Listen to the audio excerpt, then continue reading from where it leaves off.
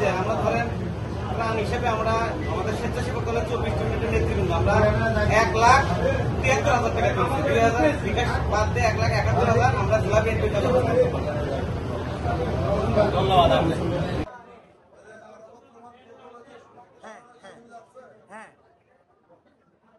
দেশনায়ক তারেক রহমানের নির্দেশে জেলা বিএনপি আমাদের অভিভাবকের নির্দেশে আমরা তৃণমূল থেকে আমাদের নির্দিষ্ট কোনো বাধ্যবাধকতা ছিল না যে অ্যামাউন্ট বসানো, যে এই অ্যামাউন্ট দিতে হবে। আমরা বলেছি যে যা পারে সে আমাদের স্বেচ্ছাসেবক দলের দপ্তর সম্পাদকের কাছে জমা দেবে। এই টাকাটা আমরা জেলা বিএনপিকে আমরা দেব। এই যে বন্য দুর্গত এলাকার যে পুনর্বাসন সেই কাজে ব্যবহার করার জন্য ঠিক তারই ধারাবাহিকতায় আমরা আজকে 1,71,000 টাকা আমরা জেলা বিএনপির অভিভাবক বাদশা ভাই এবং হেনা ভাইয়ের কাছে জমা দিলাম। আমি আর হাসান আপনাদের কাছে আমি দোয়া এবং দোয়া চাচ্ছি আমার হাসানের জন্য, যাতে বিগত দিনে আমি হাসান এই স্বেচ্ছাসেবক দলকে যেভাবে গতিশীল করেছি ঠিক আগামী দিনেও আমি আর হাসান যাতে জেলা বিএনপির পাশে সবসময় থাকতে পারে। দেশ নায়ক তারেক রহমান সারা বাংলাদেশে বিএনপির ৪৬তম প্রতিষ্ঠা বার্ষিকী বাতিল করে সেই অর্থায়ন বন্যা কবলিতর মাঝে দেওয়ার ঘোষণা দিয়েছিলেন। তারই ধারাবাহিকতায় আমরা জেলা স্বেচ্ছাসেবক দল 24 ইউনিটের নেতৃবৃন্দ তারা নিজ থেকে আমাদের বলেছে ভাই আমরা একটা উদ্যোগ নেওয়া হোক।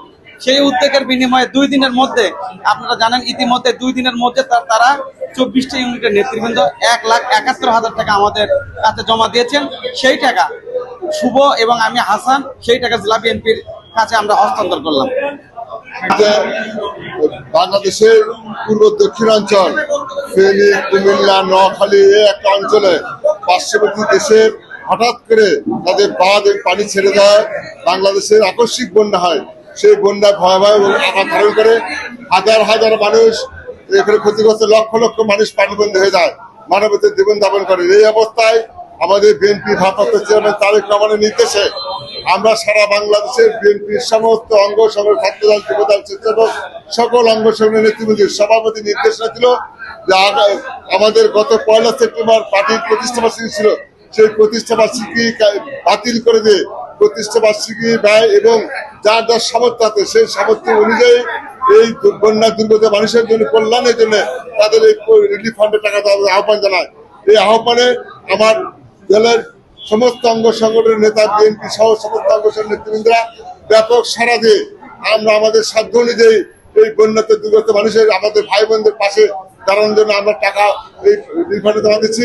আশা করি বিএনপি তারেক রহমানের নেতৃত্বে এই বন্যা পরবর্তীতে পুনর্বাসনের জন্য এই টাকা তাদের কল্যাণের জন্য, তাদের জীবনের জন্য এবং আবার নতুন করে তারা জীবন বাঁচানোর জন্য তারা দেবে, এটা আমরা বিশ্বাস করি। এটা কাজে লাগবে। বিএনপির কাজই হলো দুঃসময় মানুষের পেছনে দাঁড়ান, মানুষের পাশে দাঁড়ান। এইটি হলো বিএনপি রাজনীতির ধারাবাহিকতা। বাংলাদেশের একটি অঞ্চল ব্যাপক বন্যা কবলিত হয়ে ওই এলাকার মানুষ অসহায় এবং বিপদগ্রস্ত হয়ে পড়েছেন। তাদের পাশে দাঁড়ানোর লক্ষ্যে বিএনপির ভারপ্রাপ্ত চেয়ারম্যান দেশনায়ক তারেক রহমান নির্দেশ দিয়েছেন প্রত্যেক জেলার যে আমাদের প্রতিষ্ঠা বার্ষিকী কর্মসূচিতে যে টাকাটা আমরা খরচ করতাম সেই কর্মসূচিকে বাতিল করে দিয়ে সেই টাকা আমাদের ত্রাণ ফান্ডে জমা দিতে বলেছেন এবং সেই টাকা আমরা আমাদের কেন্দ্রীয় যে বিএনপির ত্রাণ ফান্ড রয়েছে, রিলিফ ফান্ড, সেখানে আমরা জমা দিচ্ছি। তো এই জমাকৃত টাকা ওই এলাকার মানুষকে পাশে, অসহায় মানুষের পাশে দাঁড়ানোর লক্ষ্যে সহযোগিতা করছেন এবং তাদেরকে পুনর্বাসনের জন্য কাজ করছেন। সারা বাংলাদেশ থেকেই এটি করা হচ্ছে। আমরা অসহায় মানুষের পাশে বিগত দিনে ছিলাম, বর্তমানও আছি, ইনশাআল্লাহ ভবিষ্যতে বিএনপি অসহায় মানুষের যে কোনো দুর্যোগ, যে কোনো অবস্থা, আমরা ক্রান্তিকালে আমরা বিএনপি তাদের পাশে আছি, তাদের পাশে থাকবো ইনশাআল্লাহ।